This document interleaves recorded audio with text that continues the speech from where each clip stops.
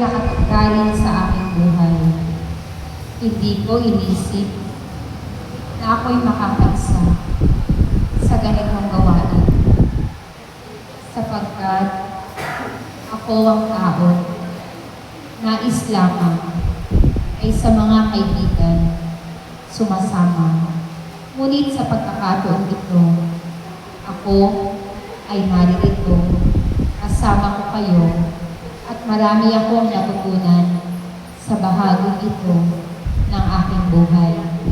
Salamat sa iyo, O Diyos, sapagkat hindi mo kami pinababayaan sa araw-araw.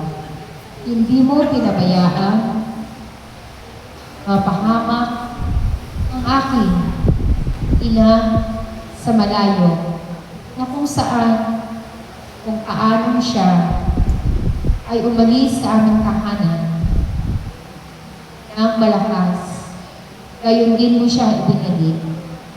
Kaya naman, ako'y buong pusong nagpapasalamat. Hindi man kita pinapupurihan, ngunit patuloy mo pa rin kami binibiyayaan sa araw-araw. Salamat na rin sa trabaho ng aking papa at patuloy na pagkakalooban ang aming pangangailangan.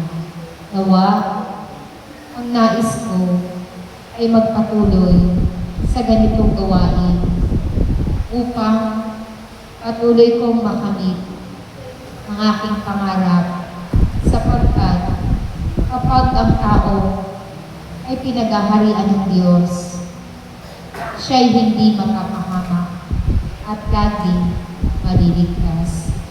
Salamat po sa inyong lahat.